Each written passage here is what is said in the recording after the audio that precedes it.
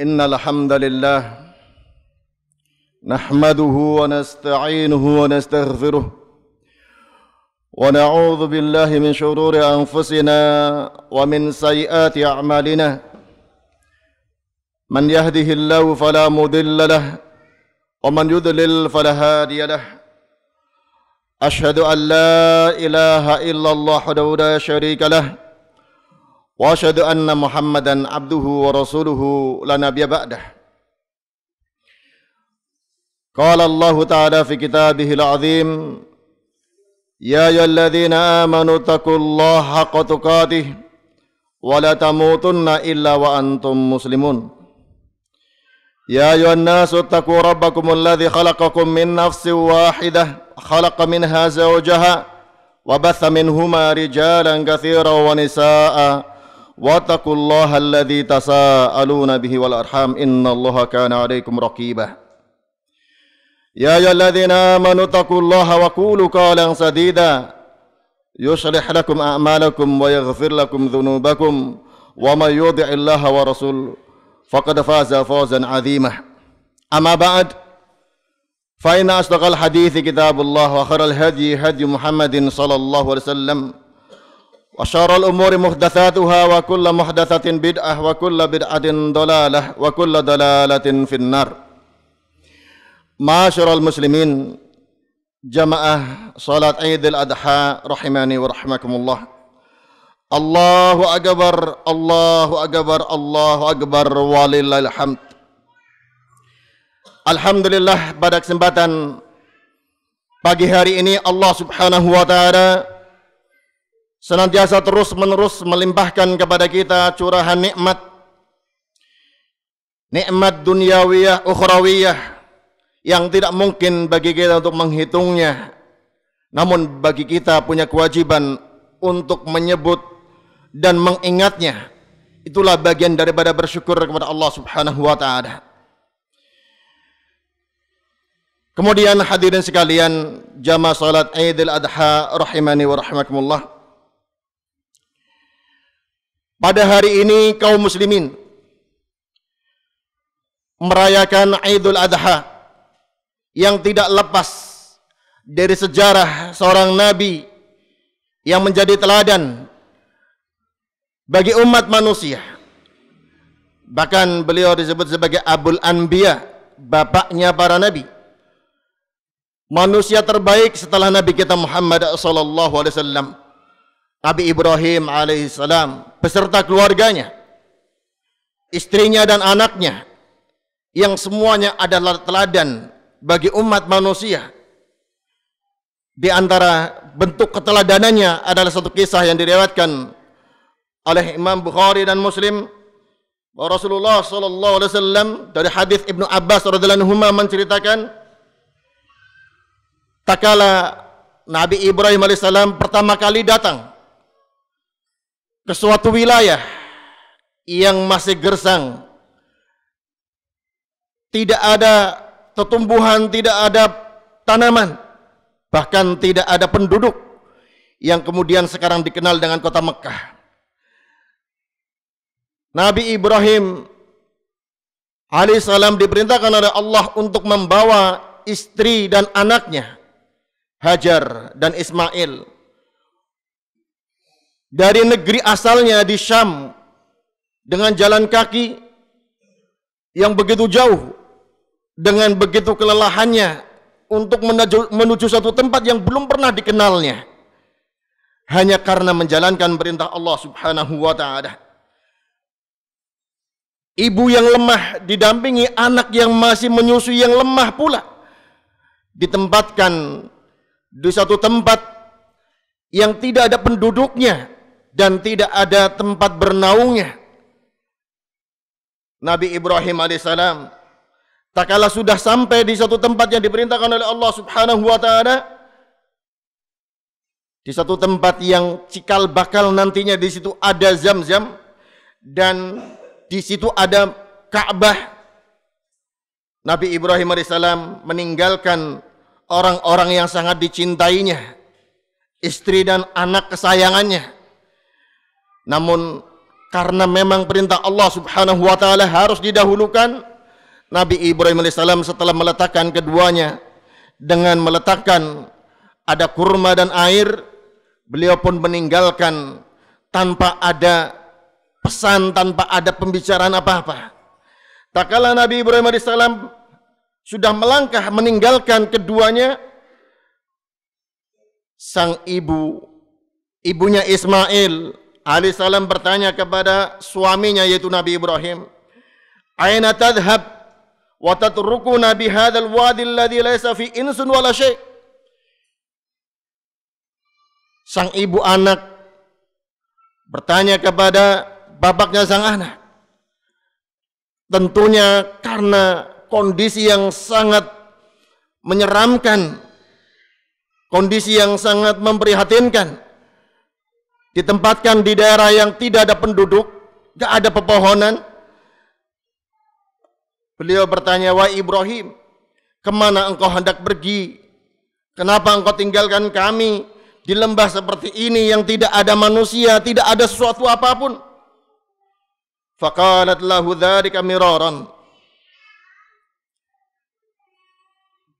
Hajar terus bertanya berulang-ulang pertanyaan itu, namun tanpa ada jawaban Nabi Ibrahim alaihissalam, dan tanpa menoleh. Bahkan diterangkan oleh para ulama, kalau menoleh akan timbul iba dan perasaan tidak tega kepada istri dan anaknya, dan bisa jadi mengurungkan niat untuk meninggalkannya karena menjalankan perintah Allah Subhanahu wa taala. Karena pertanyaan yang berulang-ulang tidak dijawab, akhirnya sang istri, ibunya Nabi Ismail bertanya, "Allahu amaraka bi hadza?" Apakah memang Allah merintahkan engkau dengan hal ini, membiarkan kami, meninggalkan kami di tempat yang seperti ini karena memang perintah Allah? Qala, Nabi Ibrahim menjawab, "Ya." Tanpa menoleh, tanpa melihat ke belakang. Jawabannya tegas, "Ya, ini perintah Allah Subhanahu wa taala." Maka sang istri pun menerima bahwa itu bukan semata-mata dari suaminya, bukan semata-mata dari tindakan seorang bapak terhadap anak dan ibunya anak tersebut, namun itu memang murni perintah Allah Subhanahu wa taala. Maka dia pun mengatakan, "Idzan la yudayyi'una." Kalau begitu Allah Ta'ala tidak akan menelantarkan kami, Allah tidak akan menyia-nyiakan kami. Hadirin sekalian rahimani wa rahimakumullah, ini penggalan sejarah kehidupan seorang yang menjadi teladan, teladan bagi para nabi, teladan bagi orang-orang soleh, teladan bagi umat semuanya. Penggalan sejarah yang menceritakan bagaimana cobaannya seorang nabi. Dan tentunya kita memahami memang sebagaimana sabda Nabi SAW dalam hadis Anas bin Malik, "Inna 'idhamal jaza ma'idhamil bala."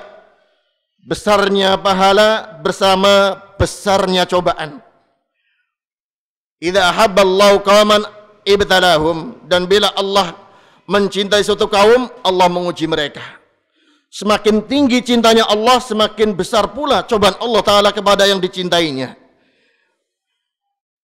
Dan Nabi SAW juga mengatakan dalam hadis yang lain dari sahabat Sa'ad bin Waqqas, Rasulullah SAW mengatakan, "Asyaddun nasi bala'an al-anbiya." Manusia yang paling dahsyat cobaannya adalah para nabi. Thumma salihun, kemudian orang-orang soleh. Fal amthal, fal amthal, kemudian yang terbaik, kemudian yang terbaik setelah itu. Yubtala ar-rajulu ala hasabi dinih. Seorang itu dicoba sesuai dengan kadar agamanya. Nabi Ibrahim alaihissalam cobaannya bertubi-tubi. Semenjak awal kali mengenal Allah Subhanahu wa taala, dicoba berada di tengah keluarga yang bertentangan akidahnya. Sang bapak sebagai pembuat patung yang harus dia berlawanan terus tiap hari. Ditambah lingkungannya, lingkungan keluarganya saja bertentangan dahsyat. Lingkungan masyarakatnya, negaranya, rajanya. Sampai puncaknya Nabi Ibrahim alaihissalam menghadap menghadapi cobaan sampai dengan dibakar. Namun Allah Ta'ala menyelamatkannya dengan dengan sebab keimanannya dan ketulusannya dalam beribadah kepada Allah Subhanahu wa Ta'ala. Kemudian tak kala sudah berkeluarga, tidak berhenti cobaannya. Lama tidak punya anak, tak kala punya anak, justru Allah Ta'ala perintahkan agar anak dan ibu sang anak ditempatkan di suatu tempat yang sangat memprihatinkan. Kalau sekarang orang pindah dari satu tempat ke tempat yang lain, tentunya menuju tempat yang lebih nyaman, menuju tempat yang lebih sejahtera, berpindah demi kehidupan yang lebih baik. Nah, ini Nabi Ibrahim alaihissalam, tak kala sudah berada di tempat yang mapan, justru diperintahkan oleh Allah untuk berada di suatu tempat yang jauh dari kemapanan. Tidak ada penduduk, gak ada tetangga, gak ada pepohonan yang bisa diambil sarananya untuk menunjang kehidupannya. Namun karena berbekal keyakinan perintah Allah Ta'ala, maka Nabi Ibrahim alaihissalam pun menjalankannya walaupun secara kemanusiawiannya hampir tidak tega. Karena agar supaya dia tetap bisa menjalankan tugasnya, dia tidak menoleh memandang istrinya yang bisa mengundang ibanya, dan tidak memandang anaknya yang bisa mengundang kasih sayangnya, bisa mengalahkan kepatuhannya kepada Allah Subhanahu wa Ta'ala. Hadirin sekalian rahimani wa rahimakumullah. Ibrah tentunya harus kita ambil dari kisah yang seperti ini. Pertanda orang dicintai oleh Allah bukanlah melimpahnya harta. Pertanda orang yang dicintai oleh Allah bukanlah dengan kenyamanan dan kemapanan dalam hidupnya. Allah Subhanahu wa Ta'ala semakin mencintai hambanya, maka akan semakin banyak memberikan cobaan kepada hamba tersebut. Lantas bagaimana dengan kita yang walhamdulillah secara nikmat duniawiyah, sejahtera, makmur, mapan, kecukupan, tapi harusnya kita khawatir sebagaimana yang Allah Ta'ala ingatkan, walladzina kadzabu biayatina sanastadrijuhum min haitsu la ya'lamun.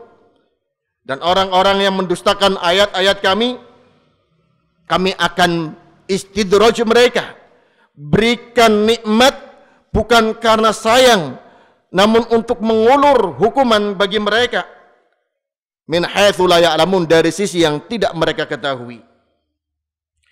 Juga Allah Subhanahu wa Ta'ala mengatakan, wala yahsabanna alladhina kafaru annama numli lahum khairul li anfusihim innama numli lahum liyazdadu ithma walahum adzabun muhin. Janganlah mengira orang-orang kafir tersebut bahwa kami memberi ulur waktu hidup kepada mereka itu kebaikan bagi mereka. Tidak lain berpanjangnya umur mereka untuk menambah dosa atas mereka, dan sungguh tiada lain bagi mereka adab yang menghinakan. Surah Ali Imran ayat 178. Hadirin sekalian rahimani wa rahimakumullah. Tak kala manusia meninggalkan perintah-perintah Allah Subhanahu wa Ta'ala, melanggar larangan-larangan Allah, namun dia tetap dalam curahan kenikmatan duniawiyah, jangan disangka itu bentuk kasih sayang Allah Subhanahu wa Ta'ala. Begitu pula kita mestinya kita evaluasi diri kita, kita koreksi diri kita.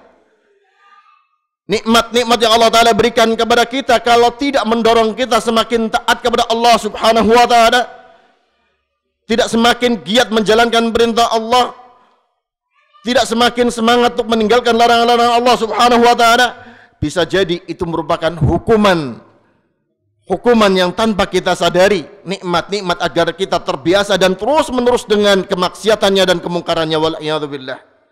Hadirin sekalian rahimani wa rahmakumullah. Allahu akbar, Allahu akbar, Allahu akbar, walillahil hamd. Tidak berhenti cobaan Allah Ta'ala kepada Nabi Ibrahim alaihissalam. Tak kala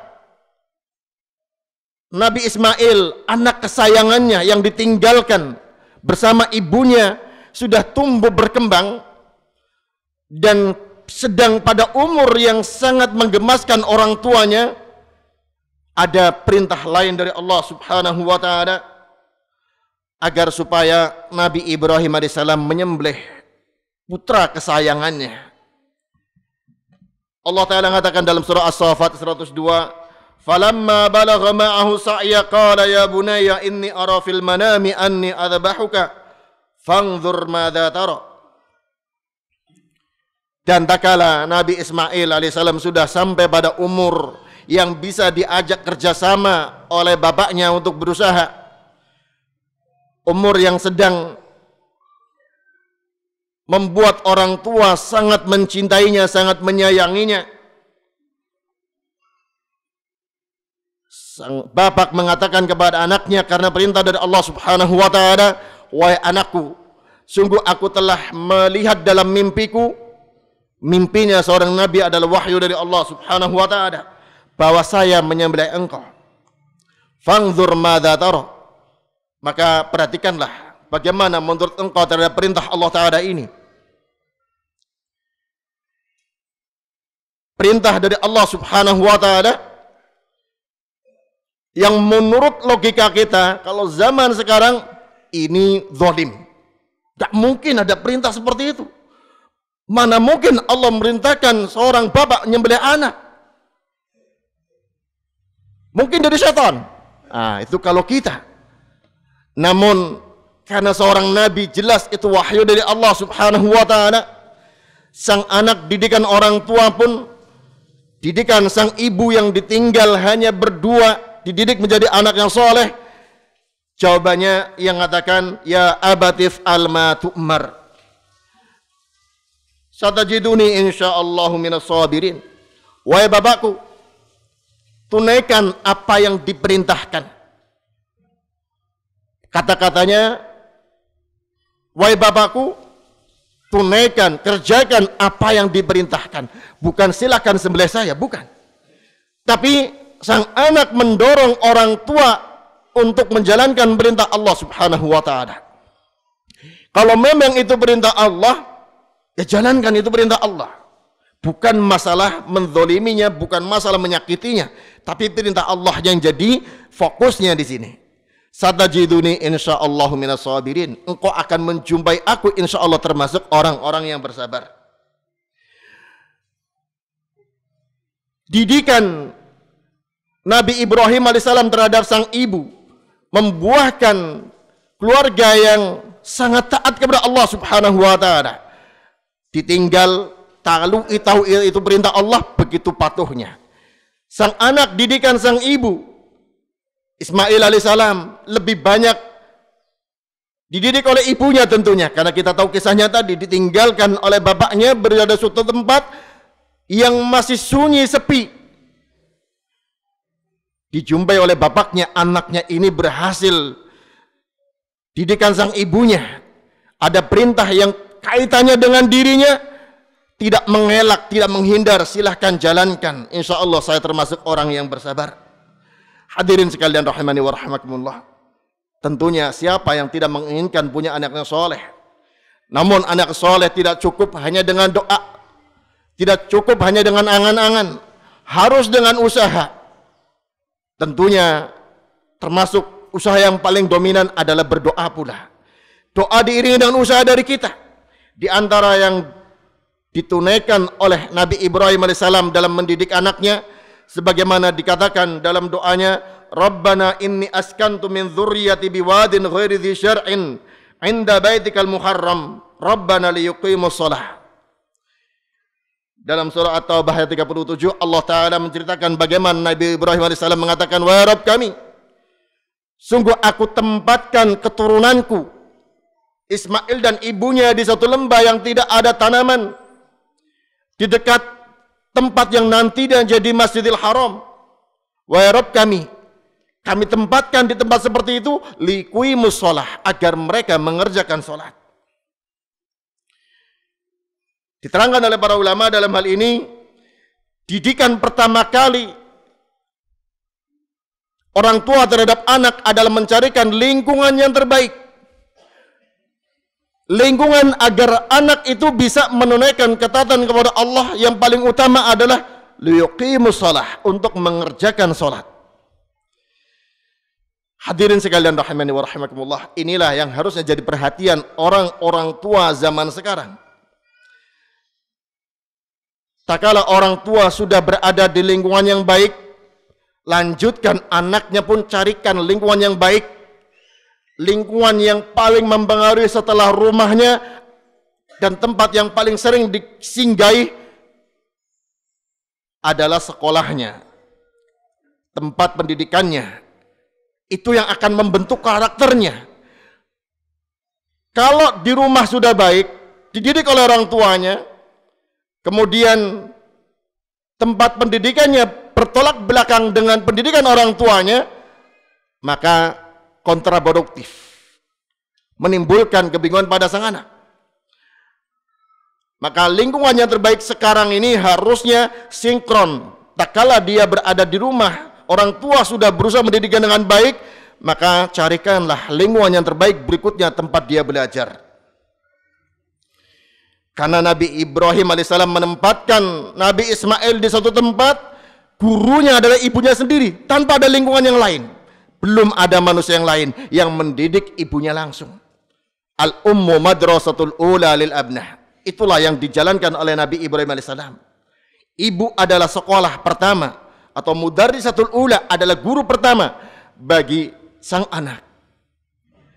Maka didikan pertama kali dari sang bapak, bagaimana dia memilihkan calon gurunya, calon pembimbingnya, calon pendidiknya, yang bisa mengantarkan menjadi hamba yang liyuqimus shalah, mengerjakan salat.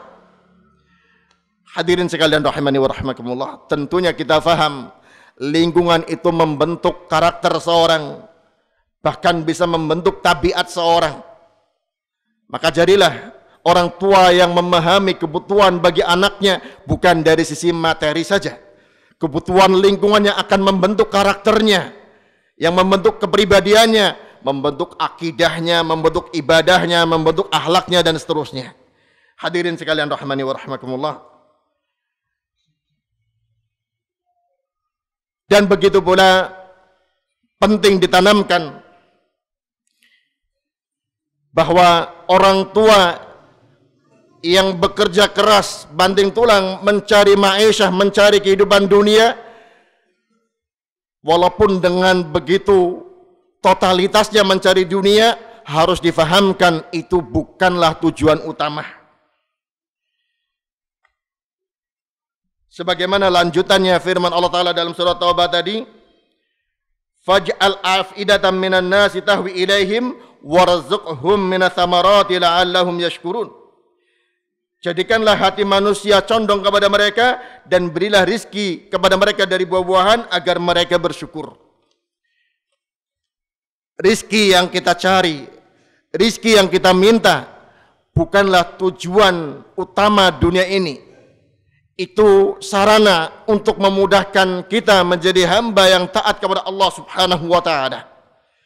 Orang tua, bapak, ibu mencari rizki sebagai sarana agar dia bisa taat kepada Allah beserta anak-anaknya. Jangan sampai orang tua dengan rizkinya bisa menjadi hamba yang taat, namun malah dijadikan sebagai sarana kemaksiatan oleh anak-anaknya. Tidak sedikit orang tuanya soleh dengan hartanya, anaknya justru berfoya-foya dengan harta orang tuanya. Bisa jadi ada unsur kesalahan dari orang tuanya yang kurang memahamkan bahwa harta harusnya menjadi alat, jadi sarana untuk memudahkan dia semakin taat kepada Allah Subhanahu wa ta'ala. Allah Subhanahu wa ta'ala mengatakan dalam surah Al-Qasas 177, wabtaghi fima ataqallahu daral akhirah. Carilah apa yang Allah berikan kepadamu dari kehidupan negeri akhirat. Ini perintah utamanya, tujuan utamanya. Namun diingatkan, wala tansa nasibaka minad dunya. Jangan lupakan, sekadar jangan lupakan nasibmu, bagianmu dari dunia ini. Ini yang terbalik zaman sekarang. Banyak yang menjadikan dunia target utama, orientasi utamanya, fokus utamanya. Akhirat hanya selingan, akhirat hanya hiburan, akhirat hanya sambilan saja.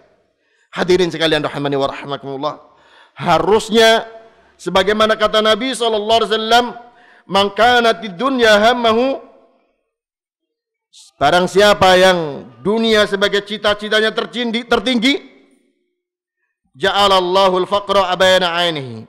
Allah Ta'ala jadikan kefakiran terus berada di depan kedua matanya. Namun semestinya seorang muslim menjadikan akhirat adalah tekad utamanya, fokus utamanya. Dunia yang memang harus dilewati sebagai sarana untuk menuju akhirat. Bukan untuk dirinya saja, tapi sekeluarga. Qu anfusakum wa ahlikum nar. Jagalah diri kalian dan keluarga kalian dari api neraka. Hadirin sekalian rahimani wa rahimakumullah. Kemudian seringkali orang itu berdoa kepada Allah meminta kebaikan untuk diri dan anak-anaknya, keluarganya. Namun yang seringkali diminta adalah kesuksesan duniawiyah. Betul berdoa kepada Allah agar anaknya sukses bisnisnya, agar lancarlah usahanya, agar keterima jadi pegawai di tempat yang mapan, perusahaan yang besar, atau di pemerintahan dan seterusnya. Padahal di antara yang dicontohkan oleh para nabi termasuk Nabi Ibrahim alaihissalam, beliau mengatakan, wa idh qala Ibrahim rabbij'al hadzal balada amina wajnubni wa baniya na'budal asnam. Ingatlah tatkala Nabi Ibrahim alaihissalam mengatakan, wa Rabbku, jadikanlah negeri ini negeri yang aman dan jauhkanlah aku dan anak-anakku dari menyembah berhala. Doa yang dipanjatkan oleh Nabi Ibrahim alaihissalam, keamanan negeri dan kemudian dijauhkan dari kesyirikan diri dan keluarganya. Padahal beliau seorang nabi, anak-anaknya pun jadi anak soleh, jadi nabi. Namun selalu minta kepada Allah agar diri dan keluarganya dijauhkan dari nyembah berhala, dari kesyirikan.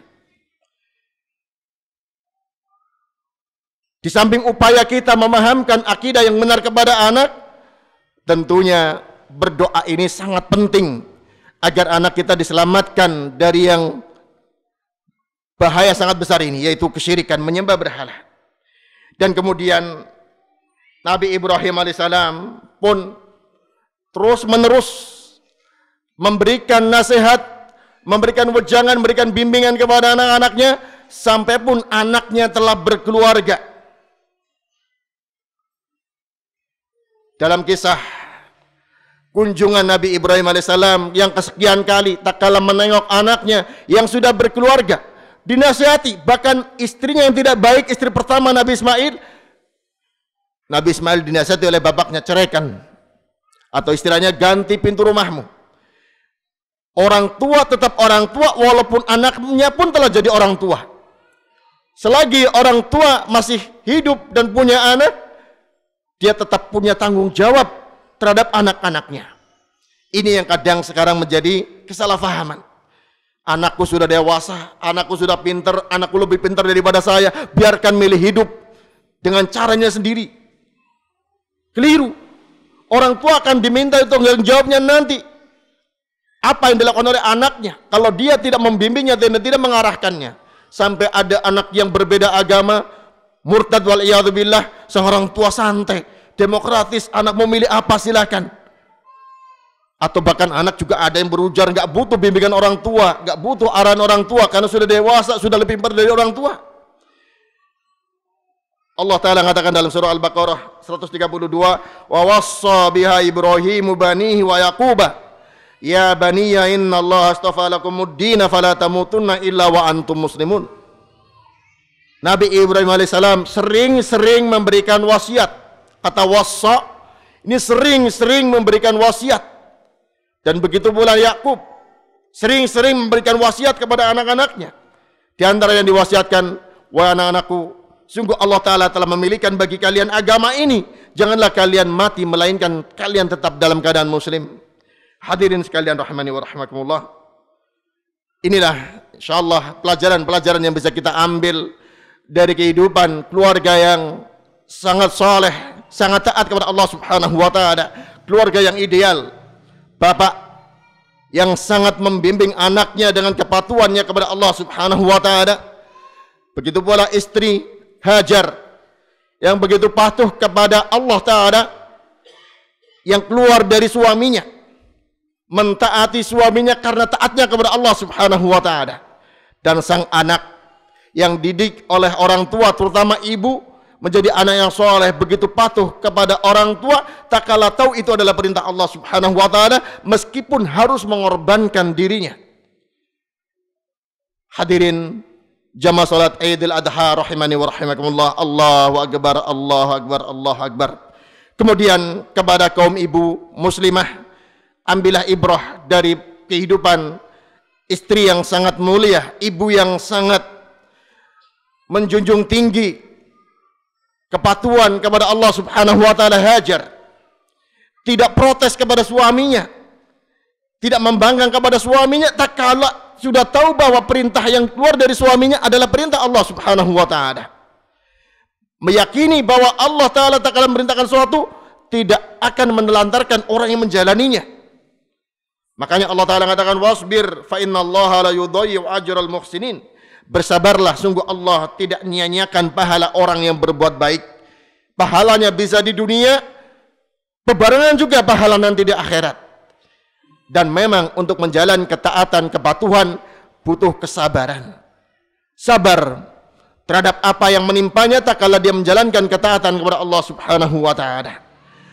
Insyaallah ini yang bisa sampaikan, semoga bermanfaat bagi kita semuanya. Allahumma salli ala Muhammad wa ala ali Muhammad kama sallaita ala Ibrahim wa ala ali Ibrahim innaka Hamidum Majid, wa barik ala Muhammad wa ala ali Muhammad kama barakta ala Ibrahim wa ala ali Ibrahim innaka Hamidum Majid. Allahumma ighfir lil mu'minina wal mu'minat wal muslimina wal muslimat al ahya'i minhum wal amwat. Allahumma inna zalamna anfusana wa illam taghfir lana wa tarhamna lanakunanna minal khasirin. Rabbana hab lana min azwajina wa dhurriyyatina qurrata a'yun waj'alna lil muttaqina imama. Rabbana atina fid dunya hasanah wa fil akhirati hasanah wa qina adzabannar. Akhiru da'wana anil hamdulillahi rabbil alamin. Assalamualaikum warahmatullahi wabarakatuh.